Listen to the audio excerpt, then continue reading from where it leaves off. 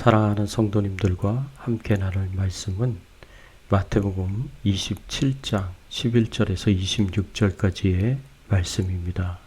핵심적으로 살펴볼 말씀은 22절에서 26절까지의 말씀입니다.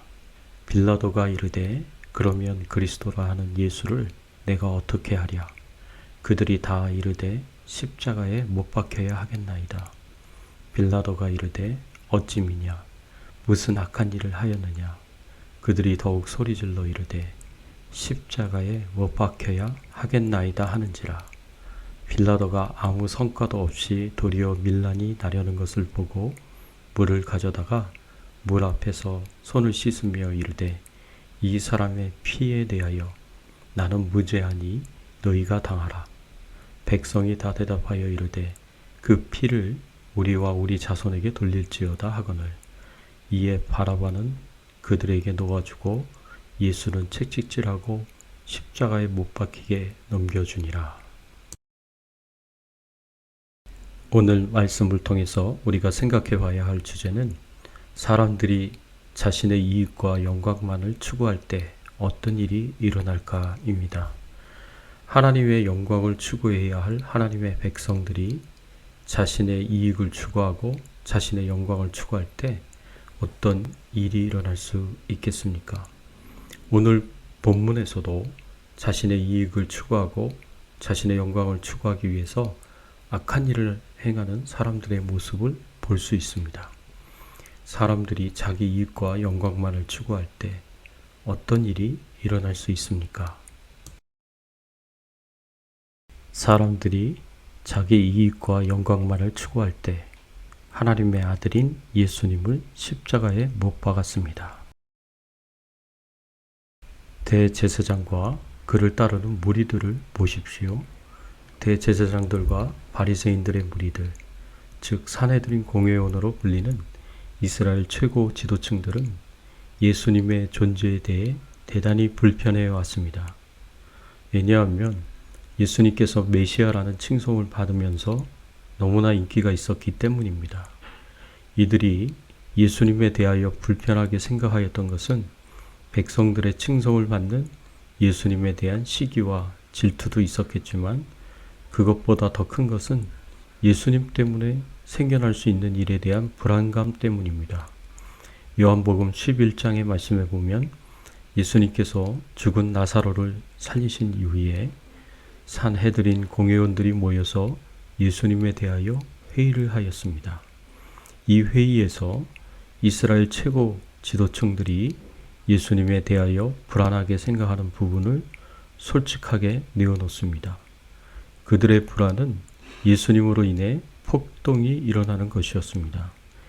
이미 예수님에 대하여서 이스라엘 곳곳에서 수많은 추종자들이 생겨났습니다. 그동안 예수님께서 행하신 수많은 기사와 이적들, 그리고 율법 학자들도 놀라게 할 만큼 뛰어난 율법에 대한 해석과 은혜로운 하나님의 말씀들, 무엇보다도 바로 얼마 전에 행하였던 죽은 나사로를 다시 살리신 사건은 정말 수많은 유대인들을 열광하게 만들었습니다. 안 그래도 메시아로 불리는 예수님께서 모든 유대인들이 사모하는 이스라엘의 왕이 되어서 로마를 대항하여 폭동이라도 일으킨다면 큰 문제가 된다고 산헤드린 공회원들은 생각하며 불안해했습니다. 예수님이 주도하는 그 폭동은 결국 로마의 큰 군대를 이스라엘 땅에 불러들일 것이기 때문입니다. 그리고 이로 인해 이스라엘 땅은 완전한 자유를 잃은 로마의 속국이 될 것입니다. 그렇게 되면 이스라엘 최고 지도층인 자신들이 누리고 있는 모든 기득권과 부귀영화는 다 끝장이 날 것이라고 생각한 것입니다. 결국 산헤드린 공회원들은 한 사람의 희생으로 온 민족이 망하지 않는 것이 낫다고 생각하며 예수님을 죽이기로 결심하였습니다. 그래서 폭동이 일어날 것이 염려가 되어서 사람들이 많이 몰려드는 6월절 이후에 예수님을 잡아서 죽일 계획을 세웠습니다. 그런데 가룟 유다의 배반으로 인해서 유월절 이후 예수님을 죽이려고 했던 예수님이 메시아로 이스라엘의 왕으로 등극하여 로마에 대항할 것이 두려워서, 이로 인해서 로마의 군대가 이스라엘을 완전히 정복하여 나라를 잃어버리게 될 것이 두려워서, 이로 인해서 자신들이 현재 누리고 있는 이스라엘 최고 지도자로서의 기득권과 부귀영화가 끝이 날 것이 두려워서 예수님을 죽이려고 하였던 것입니다. 나는 현재 나의 행복과 이익이 가장 중요하다. 현재의 성공과 부귀영화를 유지하기 위해서라면 메시아도 필요 없다. 메시아를 죽여서라도 나의 기득권과 부귀영화를 유지할 것이다. 이런 생각이었습니다. 이들은 철저하게 자기중심적이고 이기적인 욕심을 가지고 있었습니다. 그래서 이들이 한 행동이 무엇입니까? 예수님을 잡아 새벽 내내 끌고 다니면서 신문을 하였습니다. 거짓 증인들을 동원해서 예수님을 죽일 죄를 만들어내려고 노력했습니다. 그리고 이런 모든 행동은 다 불법입니다. 유대법과 로마법에 의하면 신문과 재판은 해가 뜨고 난 이후에 할 수 있었습니다.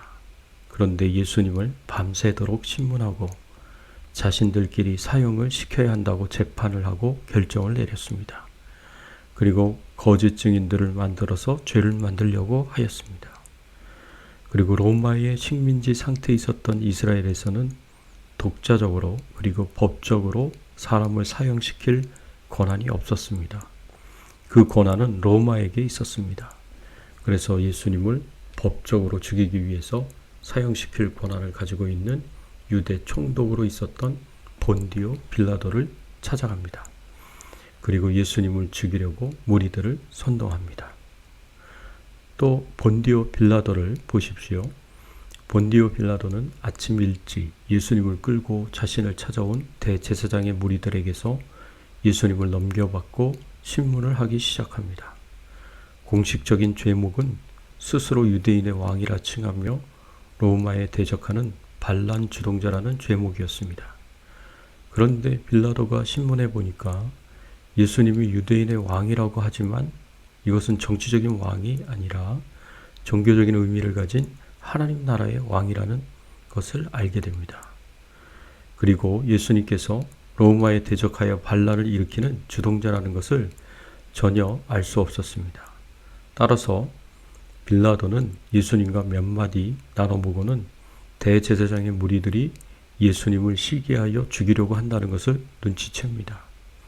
그래서 빌라도는 나름대로 예수님을 놓아주려고 노력합니다. 유월절 명절에 죄수 한 사람을 풀어주는 전통이 있어서 이 전통을 이용해서 예수님을 놓아주려고 노력합니다. 그렇지만 대제사장의 무리들과 대제사장의 사주를 받은 무리들은 예수님보다는 정말 흉악한 범죄자였던 바라바를 달라고 요청합니다. 23절의 말씀에 보면 빌라도가 이르되 어찌미냐 무슨 악한 일을 행하였느냐. 그들이 더욱 소리질러 이르되 십자가에 못 박혀야 하겠나이다 하는지라. 빌라도는 예수님에게서 아무런 죄를 발견하지 못했습니다. 그렇기 때문에 예수님을 십자가형이라는 로마에서도 반란자나 최고로 악한 자들에게 내리는 형벌을 내린다는 것은 말도 되지 않는다고 생각했습니다. 그래서 풀어주려고 나름대로 노력하였습니다. 그렇지만 이것도 쉬운 일이 아니었습니다. 워낙 대제사장의 일당들이 예수님을 십자가에 못 박아 죽이라고 너무나 강력하게 말했기 때문입니다. 결국 설득에 실패하자 빌라도는 밀란이 일어날 것을 두려워서 예수님을 십자가에 못 박히도록 넘겨주었습니다. 빌라도는 사람들이 로마 황제를 대항하여서 밀란이 일어나게 되면 자신이 유다 총독에서 해임될 수 있다고 생각했습니다. 왜냐하면 이미 1년 전에 빌라도 자신의 실수로 일어난 밀란에 대하여 로마의 티베리우스 황제에게 큰 책망을 들었기 때문입니다.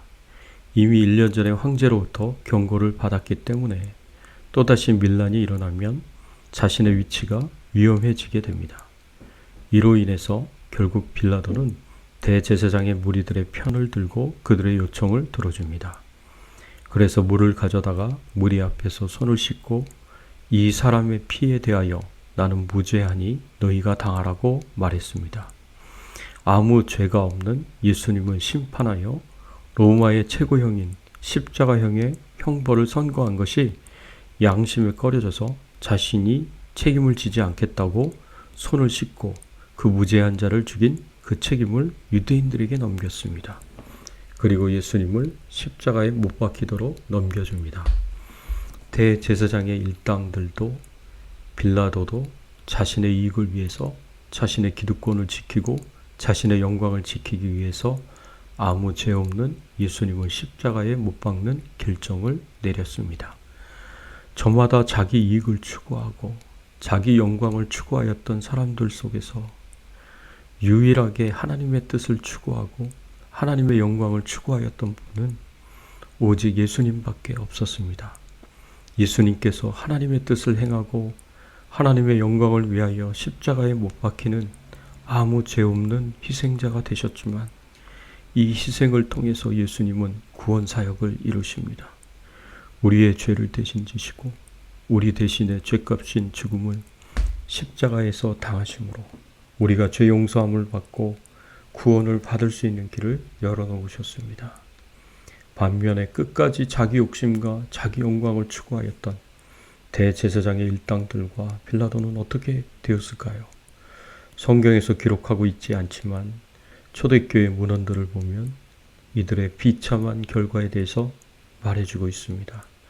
빌라도가 사람들 앞에서 자신의 손을 씻으며 이 사람의 피에 대하여 나는 무죄하니 너희가 당하라고 말했을 때 이스라엘 백성들이 어떻게 대답합니까? 25절의 말씀에 보면 백성이 다 대답하여 이르되 그 피를 우리와 우리 자손에게 돌릴지어다 하거늘 예수님의 무죄한 피값을 자신들과 자신들의 자손들에게 돌리라고 외쳤습니다. 이들이 지은 죄에 대한 결과는 너무나 비참한 죽음과 멸망이었습니다. 아무 죄 없는 예수님을 십자가에 못 박은 빌라도와 대제사장의 일당들은 하나님의 형벌을 받습니다. 대제사장 중에 하나였던 안나스는 몇 년 후에 그 집안이 완전하게 망하게 됩니다. 또 다른 제사장인 가야바는 1년 후에 대제사장의 자리에서 쫓겨납니다. 빌라도는 얼마 후에 유다 총독에서 물러나 가울 지방으로 이주한 후 그곳에서 자살합니다. 그리고 예수님을 십자가에 못 박으라고 외쳤던 유대인들은 약 30년 후인 AD 64년경에 로마의 진노를 사서 약 3,600명이 죽는데 상당히 많은 사람들이 채찍질 당하고 십자가에 못 박혀 죽었습니다. 이들의 비참한 결과는 자신들이 지은 죄에 대한 당연한 결과였습니다. 사랑하는 성도 여러분, 사람들은 자기 욕심에 이끌려 자신들의 이익과 영광을 위하여 아무 죄 없는 예수님을 희생자로 삼는 엄청난 큰 죄악을 저질렀지만 우리 하나님 아버지께서는 사람의 실패를 통하여 하나님의 뜻을 이루십니다. 예수님의 십자가의 죽음이 헛된 죽음이 되지 않도록 십자가의 죽음을 통하여 오히려 우리 인류가 구원받는 길을 만들어 놓으셨습니다. 이것이 얼마나 감사한 일입니까? 모두 예수님의 십자가의 죽음을 통해 주시는 죄 용서함과 죄의 죽음으로부터의 구원의 은혜를 받아 누리시기를 예수님의 이름으로 축원합니다. 함께 기도하겠습니다. 하나님, 그렇습니다. 우리 사람들이 자기 이익과 영광만을 추구할 때 하나님의 아들인 예수님을 십자가에 못 박기까지 하는 모습을 보게 됩니다. 그 가운데서도 오로지 하나님의 영광만을, 하나님의 뜻을 추구하셨던 분은 예수님 한 분밖에 없었습니다. 예수님을 따라서 우리도 하나님의 영광을 위하여, 하나님의 뜻을 이루기 위하여 주님이 원하시는 삶을 살 수 있는 저희들 되게 하여 주시옵시고, 우리의 이익과 그리고 우리의 영광만을 추구하면서 하나님의 뜻을 저버리고 그 하나님의 뜻을 가로막고 그 하나님의 뜻을 방해하는 대제사장의 무리들과 같은 그런 삶을 살지 않게 하여 주시옵소서. 오늘 하루도 하나님께 영광 돌리는 우리의 삶이 되기를 간절히 소원하옵고 예수 그리스도의 이름으로 기도드리옵나이다. 아멘.